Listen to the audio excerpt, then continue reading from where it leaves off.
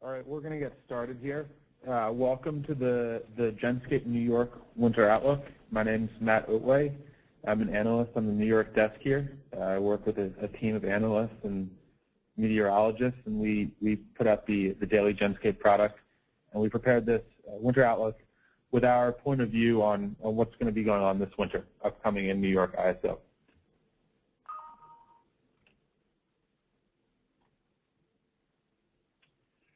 So just a few things. First of all, we're going to send out these slides to everyone who's around here today. We're also taking questions throughout the webinar, so you should be able to type a question into the GoToWebinar box, and we'll answer those all at the end. If you have any questions afterwards that didn't get answered, feel free to shoot me an email or give me a phone call, and I'll address it as best as I can. And then just so you know that the questions you do submit will be answered anonymously, so your name won't show up on the screen or anything like that. And then all the data that we're talking about here goes through the end of November, and it's all day ahead and on peak average unless I note otherwise. So here's how we're going to attack this. We're first going to look back at fall 2013.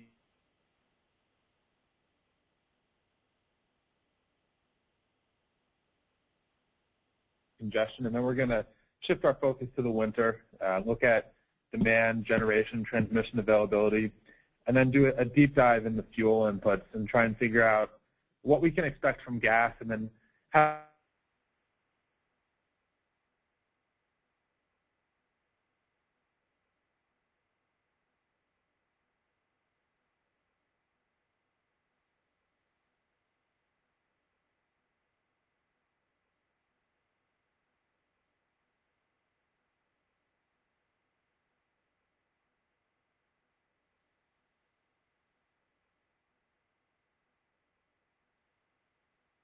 specifically by putting downside on the Keystone bus and driving exports to PJM, which would in turn cause congestion in Zone A. And we believe that the Branchburg-Ramapo outage was primarily responsible for a remarkably high clear in Zone A for the fall. And we did see not necessarily consistent exports to PJM, but much more frequent than we would normally see. And we believe that we were validated with that assumption. We thought that we would see a generally weak central east condition for the fall due to significant derates on the Moses South interface by that work on Moses to Adirondack, as well as the west zone congestion, moderate gas pricing. The west zone congestion prevented dispatch of big units in the west of the state, which in turn lowered the flows over the central east interface from west to east, as well as warm weather and weak gas pricing really prevented any significant exports to New England until the very end of the winter. And so those two things kept central east congestion very low relative to recent years. And then our meteorologists have called for just slightly above seasonal anomalies, but that they should mostly be in the non-demand driving regions in the north of the region. And that was in fact the case. And we just wanted to point out that there were no significant tropical influences this fall, which is a significant departure from the previous fall. So Zone A ended up clearing up significantly year over year, while Zones G, J, and K all cleared down. Just a quick look at the drivers here. In Zone A, we're looking specifically at the Huntley outage and availability of the Huntley coal unit in Zone A, the Branchburg-Ramapo outage, which in turn caused very weak PJM imports, and those all drove Zone A up year over year and to the highest clear that we've seen in years. Elsewhere across the state, the impact of the Northeast expansion, the gas project that brought weaker gas prices, that happened in early November, as well as the availability of all nuclear units throughout the fall, brought the other zones down year over year. It also helped that demand was very mild, even when compared to other years.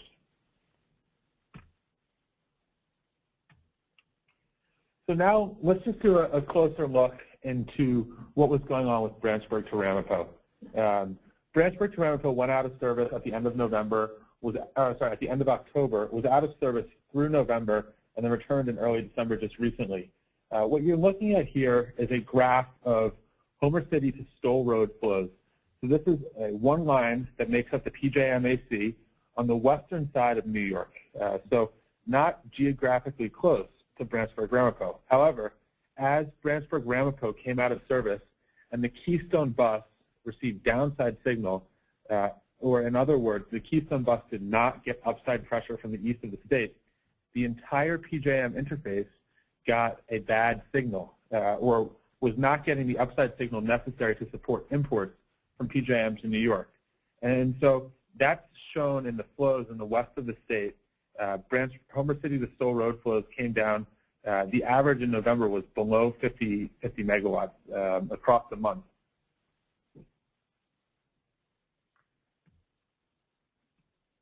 And so we believe that those weak Homer City to Stoll Road flows, which were the result of the outage at Branchburg to Ramapo, were a significant driver of the Zone A congestion. Just to do a quick refresher on what exactly is driving this Zone A congestion, we believe that it's due to recent retirements that have caused a shortened supply stack in Zone A. So what we're looking at here, the longest blue line is the Zone A supply stack on the lower KV system. So these are all units that receive upside from congestions in the west of the state, such as Niagara, Packard, Sawyer, and Huntley Sawyer. And the longest line there is back from last year, before there were any Dunkirk retirements. So there were 4 Dunkirk units available. And then that red line shows that's after the retirement of Dunkirk 3 and 4, both about 250 megawatt units. Most recently, Dunkirk 1 has retired, leaving just Dunkirk 2. And so this is the green line here. You can see significantly shortened from the original supply stack. But for the fall of 2013, there was also an outage at Huntley. And so that's what you're seeing with the purple line, the shortened supply stack. And those are the units that can respond to West Zone congestion. And with that short supply stack, it should be evident how the price in Zone A was so sensitive to small changes in load and imports. And so if you combine the limited PJM imports, specifically on the Homer City to Stoll Road flows, and the shortened supply stack, which is the result of an outage at Huntley, planned maintenance, and retirement at Dunkirk units 1, 3, and 4, you can see why Zone A cleared up and actually had its highest clear since before 2009. So just to run through our bullish drivers here, the Dunkirk retirements, the outages at the Huntley unit, the Branchburg to Ramapo outage, which drove weak PJM AC flows, specifically on the Homer City to Stoll Road tie. There was a few factors that may have contributed as well. We think it's worth pointing out that Homer City to Stoll Road was on outage multiple times in October and once or twice in November, and so that did contribute to some of the strength. And also there's a long-term outage at Homer City Unit 3. That's the coal unit in PJM, interconnected to Homer City to Stoll Road, which may have resulted in weaker flows. And so now let's shift our attention towards the winter, and we see a few significant bearish changes. First of all, shortly we expect to see both Huntley units available, so we expect to see that supply stack stretch out a little bit relative to where it's been. And then Branchburg-Ramapo has already returned to service, and we believe that that's a substantial bearish driver. Already we've seen significantly increased PJM imports into New York. And then a little bit further down the horizon, we expect to see Homer City 3 back in service. So whereas we were very bullish for the fall on Zone A, we're more and more bearish for the winter, specifically further into the winter as things get leveled out a little bit and positions get unwound surrounding the Zone A congestion. Now, I do want to point out that the risk is not gone. With these Dunkirk retirements, that supply stack continues to be significantly shortened from where it initially was. So we are going to see elevated risk versus Zone A before the Dunkirk retirements.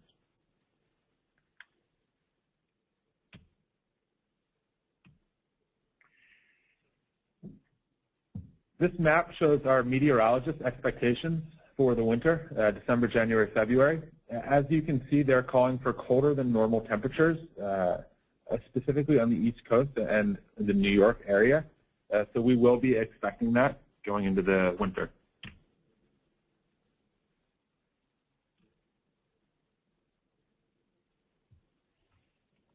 In terms of generation, we think that there's actually a pretty good story looking at the winter.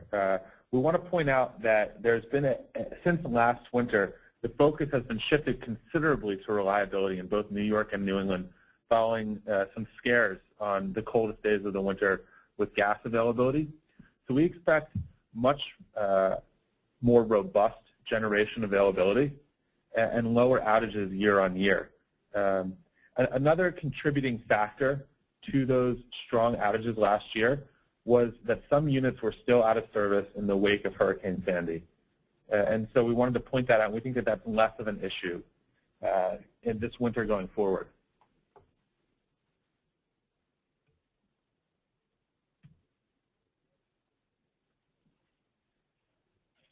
Another interesting point to study this winter is imports into New York from the north, specifically on the AC tie with Hydro-Quebec.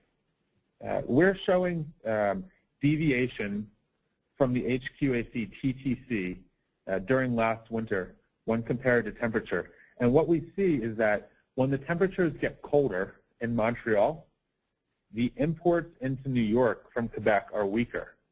And so the way you can read this chart is when the temperature is below 0 degrees, the actual flow is almost 800 megawatts beneath the TTC capacity. So if you've got a TTC of 1,400 megawatts, you're coming in 800 megawatts below. That's only 600 megawatts of imports, whereas typically that line flows almost at capacity throughout the day. So we actually think that this is good timing because just at the end of this week, there's a good chance that you may see some slight reductions on the flows in from HQ, specifically with the colder temperatures. I think that Montreal is expecting to see some negative temperatures in the next few days.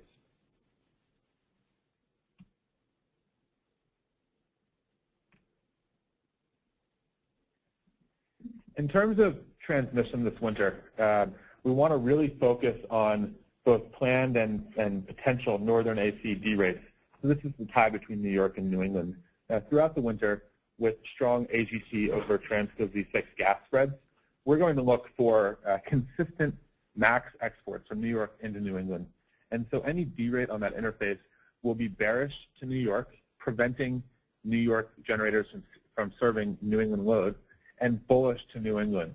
So currently, Long Mountain to Pleasant Valley is out of service, and that's derating the tie down to 500 megawatts, which is a substantial derate. It's resulted in some pretty below market clears in New York and significantly stronger clears in New England. And so we're going to continue to watch for any type of derate to the New England AC that could cause issues such as that. Just a quick point with these derates in the New England AC, they are particularly pesky to virtual participants because when you have maximum flows out to New England in the day ahead, and in the real time, there's no opportunity for those flows to increase, so it substantially reduces the real-time upside risk. So the New York real-time risk is substantially reduced while the exports to New England are at max in the day ahead.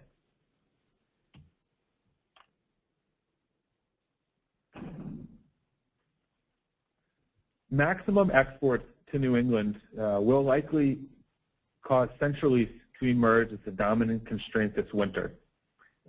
Now, in light of this, I just want to go through some of the fundamentals of Central East because it really is probably the most important constraint in New York. So when we're looking to forecast Central East, we're looking at three things. We're looking at the limit, we're looking at the flows across the interface, and then we're looking at the cost of generation on either side of the interface. The limit is going to be set by the available generation on either side of the interface, as well as different transmission line outages. For example, currently Fraser to Coopers, Edict to Rotterdam, and Rock Tavern to Ramapo are all out of service. Those are all derating the interface and manipulating the limit. Now, the congestion is also dictated by the volume of flows across the interface. Do flows reach the limit?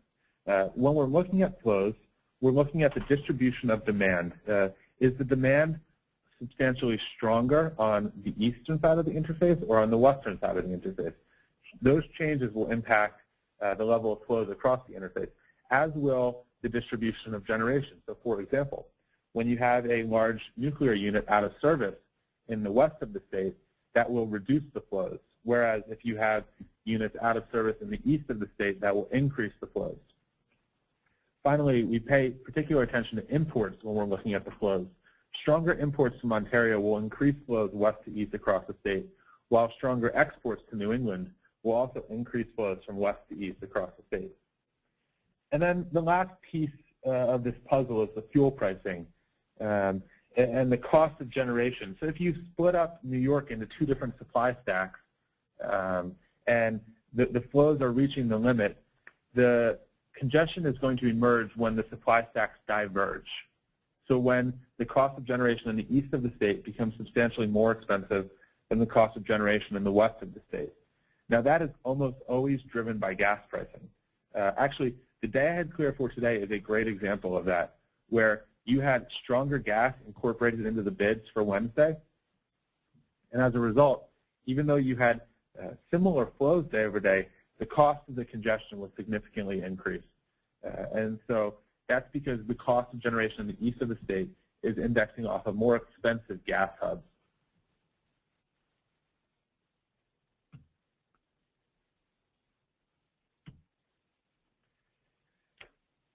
And so the focus for everyone this winter has got to be the volatility of gas pricing. Winter 2012 to 2013 saw record gas basis, and the question that everyone's got to be asking themselves is, will it repeat? Was this an anomaly, or is it liable to get worse? And so what we want to point out is, first of all, last winter was very out of the ordinary. There were a few things that occurred that caused some extraordinary gas days.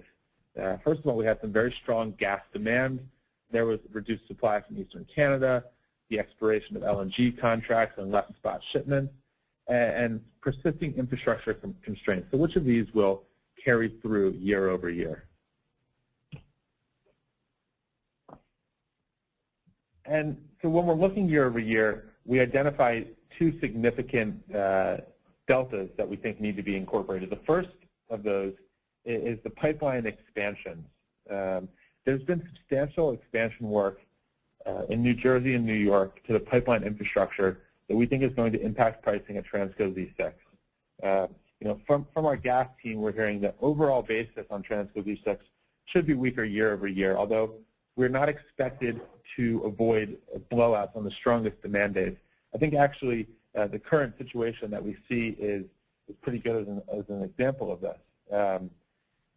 Transco Z6 gas has definitely picked up in price as we've come into this most recent cold snap, but it's not experienced any of the upward price movement that Algonquin has experienced, or not anything near that. And so what we're looking for is continued and even wider Algonquin over Transco Z6 spreads, because none of the pipeline expansion will impact, or we don't expect it to impact, gas pricing on lines like TGP and Algonquin. In other words, pipeline expansion in New York is not anticipated to impact New England pricing hubs. And then the second key year-over-year change that we're looking at is the increased focus on reliability in ISO New England. There were some substantial administrative changes to the ISO New England markets year over year that we think are worthy of some study. The first is the day-ahead market timing change, where it was previously closing later in the day. It's now the bid deadline closes at 9 a.m. and it's clearing around 12:30. This is meant to provide some more clarity to market participants in terms of gas, but we think it's actually making things a little bit more uncertain from a pricing forecasting perspective, specifically because it's unclear how exactly to build in gas that's traded after the 10 a.m. New England bid deadline. So we're going to be paying attention to that as we learn more and more. And then the second is the Winter Fuel Reliability Program, which is very plainly compensating units in New England for storing fuel oil on site in order to ensure sufficient supplies of fuel oil. And so we don't have a complete point of view on what the exact impact of this is, but we struggle to see it as anything else other than slightly bearish, because we imagine that the subsidy will eventually work its way into the bids of these units at some point. And so when we're talking about these New England reliability measures, the only ways that we're interested in them impacting New York is whether they'll A, change the incentive to export power to New England, or B, impact the price of gas at New York hubs. And I do not think that either of these changes are bearish enough to New England that they'll remove the incentive to export to New England on the AC tie during almost all hours. So while the winter fuel reliability program may be slightly bearish to New England, I don't expect it to remove the incentive to export to New England. And just one last thing on the gas. Looking at HTP, a lot of people were very puzzled as to why it was not running at all. And we'd previously shown clients that the reason it was not running was because there's no economic spread between the New York pricing point and the PJM pricing point. However, we have seen that spread emerge. We have seen those flows pick up as a result during days when the fuel prices separate. So when you see stronger gas in New York than you see in PJM, or even when you see stronger gas up in New England than you see in PJM, HTP is an opportunity to take advantage of that. And so we expect to see continued stronger flows as those gas spreads emerge. One thing to point out here is with Branchburg to Ramapo out of service, while the Keystone bus was not picking up any upside from the east of the state, there was increased, HTP was continuing to pick up that upside. So HTP was getting a stronger signal than Keystone, making it sort of a preferred path into New York versus the PJM AC tie.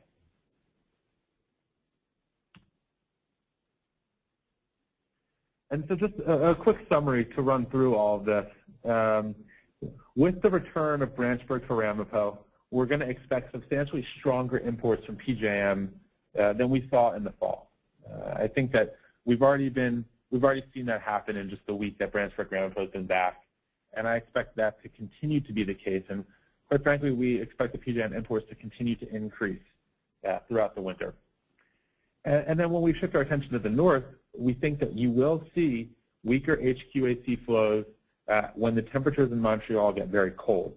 And this isn't to say that this is a groundbreaking change. This is only to say that we've identified temperature as a good proxy for load and system conditions in HQ because there is not very much public information.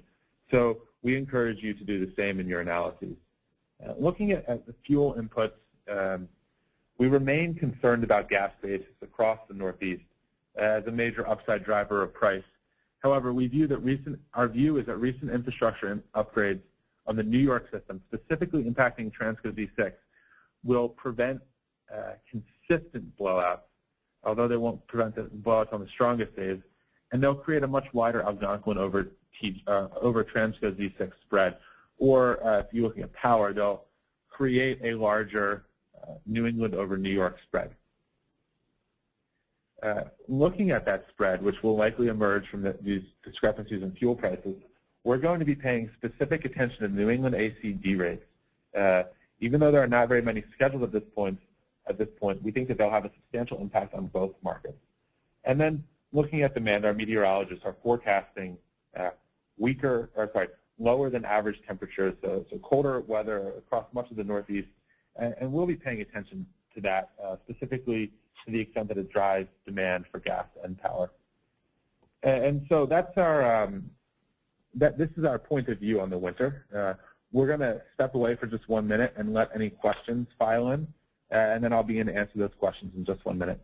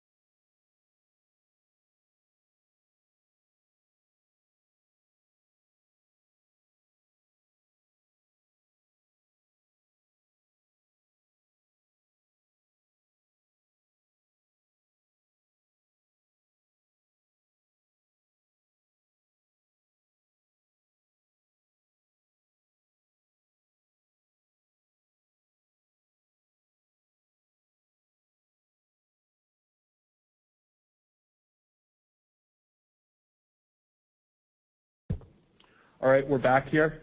Just one more reminder, feel free to ask questions during this period. You can type them into the box. We'll answer them. If not, feel free to reach out to me directly. My email, it should be on here, but it's moatway@genscape.com. So our first question is, how much impact do Ontario imports have on the Zone A congestion? And thank you for asking that. Ontario imports are considered bullish to the Zone A congestion. So stronger imports from Ontario drive stronger congestion at Zone A. We found that at times this can be quite a strong relationship. Just to piggyback off of this, other flows, units impacting Zone A congestion, stronger imports from PJM alleviate the congestion, so more from PJM is bearish to the congestion. And then stronger output from generators at Somerset and Niagara are also bullish to the congestion. So if you're looking at the price impact of this congestion, on the upside of the congestion, you've got units such as Huntley and Dunkirk, and then you've got the PJM AC flows. And then on the downside, you have units such as Somerset and Niagara and the Ontario AC flows. The next question that we have here is, what are the most influential gas pipelines in New York? And that's a tougher question because there's not just one, but I'll go through them really quickly. Transco Z6 gas is delivered to New York City, and there are a number of units in New York City, Zone J, that price off of Transco Z6 gas. TGP, Tennessee Gas Pipeline, Zone 6 gas, is used on some units up in Zone F, specifically Bethlehem and Empire, but also I believe Selkirk is on that gas. And that gas is one of those that prices with Algonquin, so it receives a lot of upside pressure. So those are the units that are impacted by that gas. And then the Iroquois Z2 gas is used for units in Zone G, Zone J, and Zone K. The most important of which is Algonquin. I'm sorry, is Athens in Zone F. So those are the most important pipelines in New York. And it appears that those are all the questions. So we're going to sign off. Once again, please feel free to reach out with any other questions you'd like answered offline. And thank you for joining us.